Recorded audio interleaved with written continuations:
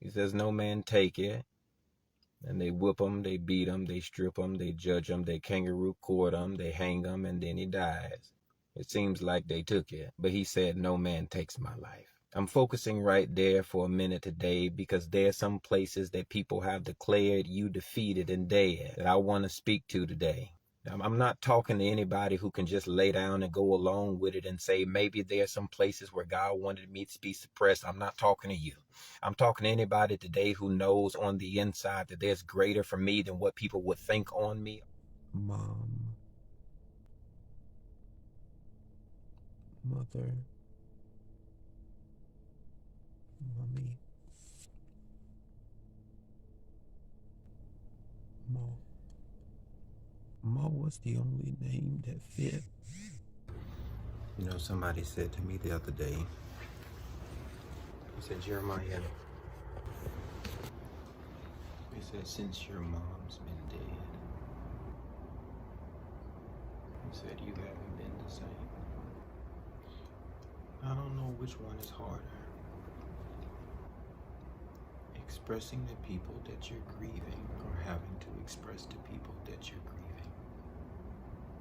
I'm talking to anybody today who knows on the inside that there's greater for me than what people would think on me or believe for me or what I would think in doubt in my past that I could not come to. I'm talking to anybody today who knows that there's something on the inside of me. I have never met anybody who became incredibly successful in any area of their life until they had suffered and sweated and sacrificed and kept their focus and fought through tears and trials and tests, sweated and sacrificed and kept their focus and fought through tears and trials and tests. And if you have a dream and you commit to it, it will come to pass. God has determined greater for me than to just come here, sit, be stagnant, and die. That you got to know it may have looked like you were buried. It says that they stripped him, they beat him, they hung him on a cross. And around the 9th hour, somebody came, took his body down, and that they buried it. That's what it said. They put him in a borrowed tomb, but they buried it. And you got to begin to speak to the environment around you. I know sometimes it looks like it's buried, but you got to speak the life over it. It's not buried. It's just planted.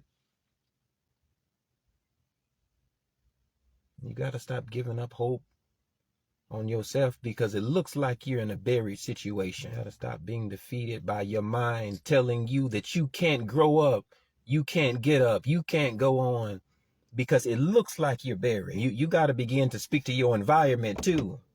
That I control things around me. It's not what happens to me. It's what I say that God has ordained for me to see that happens around me. The environment responds to something when it's planted. They handled the body with care, catch it. They didn't wrap him in clothing for death. They wrapped him in swaddling clothing for life. You got to begin to speak to the people who accompany around you.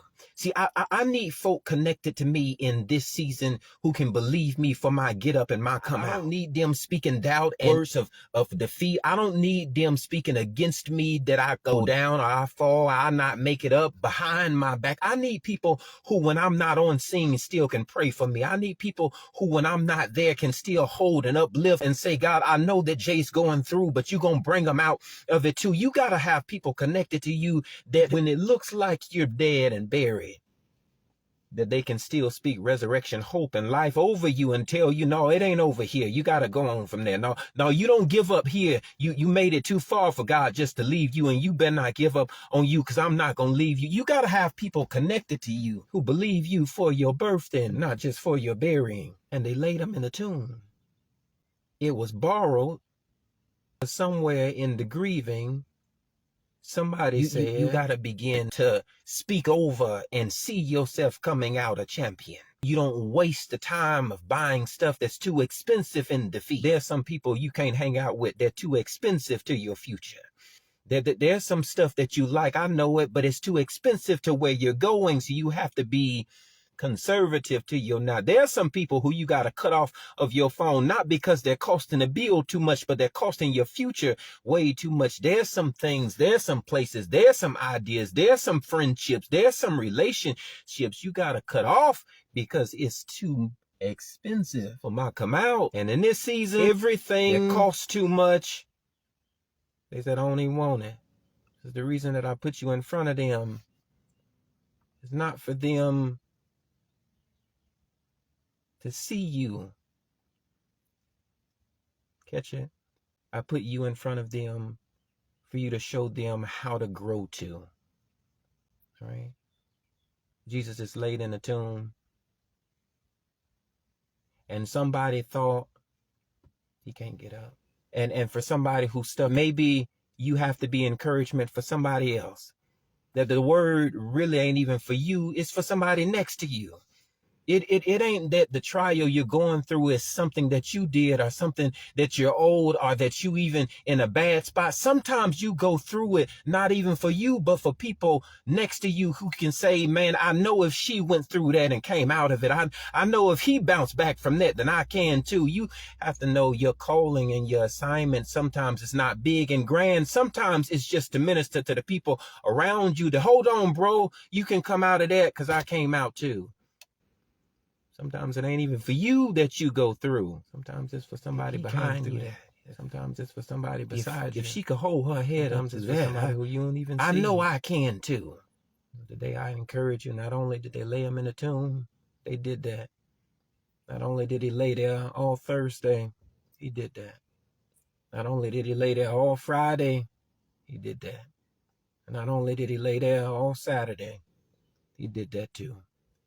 But there's somewhere between the echoes of him saying that no man takes my life and what it seems in the Bible where somebody did take his life, where we meet him Sunday morning.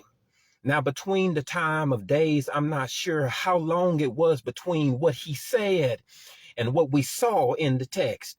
But I know there was a lapse of it. And sometimes there may be a lapse between the thing God promised over your future and you seeing it as your failure, but not coming out of it, seeing it right now in your present as your future, that God prophesied over you winner. God prophesied over you hoper. God prophesied over you prosper and a life in abundance, but you don't see it. It says there was a break between the two. And that's where somewhere between Thursday, Friday, and Saturday, Jesus had to remind himself, wait a second. I said nobody takes my life. And there's some places where we've laid down way too long and allowed the enemy of defeat and doubt to come in and just take from us, that you have to begin to pick yourself up and take back everything that the enemy took from you. You got to take your joy back and take your strength back. You got to take your happiness back and take your family back. You got to take your overall win back. You got to take your, I'm moving from here, but you got to take your time back. Man, I'm telling somebody today that Jesus got up on Sunday because he knew in his mind somewhere in time, he said, no man can take my life, but it seemed like they took it, but he had to get up and take it back. I take back my life. I take back my happiness. I take back my joy. I take back my strength. I take back, I'm telling somebody, I'm taking back my peace. I'm taking back my smile. I'm taking back everything that I thought that I could not obtain or have or keep. I'm taking that back too. The Bible says he laid there. Thursday, that was enough. Friday, that was too much. Saturday, that was enough too. But sometimes you got to get up on Sunday and say, I've had enough of laying down thinking people can just say anything to me and play all over me. But I'm taking back everything that God promised to me. I'm not talking to the devil today. I'm talking to me. There's some places that you got to begin to not talk to them, but talk to yourself. I know I can overcome that. I know I can come out of that. I know I can get through that. I know I can get through this. You got to not just speak it for them, because it ain't for them. Jesus didn't get up for them. He got up because he said it to himself. No man can take my life. Stop letting these people take your life. Take your joy and your happiness. Stop letting these people take your time. Take your strength. Take your peace. And the idea projection of your mind to tell you that maybe there's some places where God couldn't do it for you. You have to get up. That's what it said. That's before you go to work. You get up and you take back your time. You take back your joy and your peace, and you take back your strength from the fight that almost defeated you yesterday. You take back your prayer life, and you take back your household. You take back your paycheck, and you take back. I'm talking to somebody who's under the pressure of being defeated by whatever they would tell you, however they would treat you, however they would do. You gotta take back all that stuff that you allowed the enemy just to come in and take from you. The Bible says that Jesus got up Sunday. We met him in the garden. What it says, that Mary met him in the garden. Thought he was the gardener. And she didn't even recognize him. Because his current condition and what he wore in preparation didn't seem like the same thing that they laid him down in the tomb. You got to know that there are some places where you got to completely change your identity. Where God then commissioned for you to come here and come out of being dead, just to come and walk and still look like you dead. I'm talking to somebody that, but whatever it takes, if it takes a mani and a pedi, if it takes a new hairstyle and a new vehicle, if it takes new brands of clothes, whatever it takes for you to come out of that dead place, to walk into your next place where God ordained for you to see everything that he promised over you. Everything he promised over you is for you to take it back. Don't let the devil take it from you.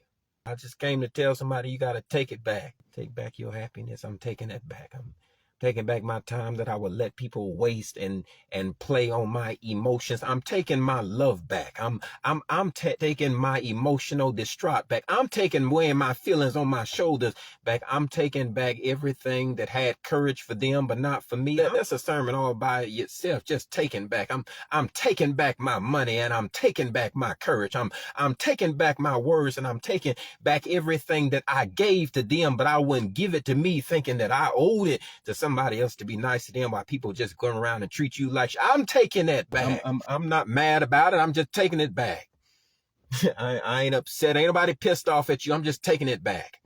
I'm taking it back. The idea that I gotta live a certain way and please all these people when all of us are seeing it come short. I'm taking back my mind. That's what that's what it says. It says Jesus got up on Sunday.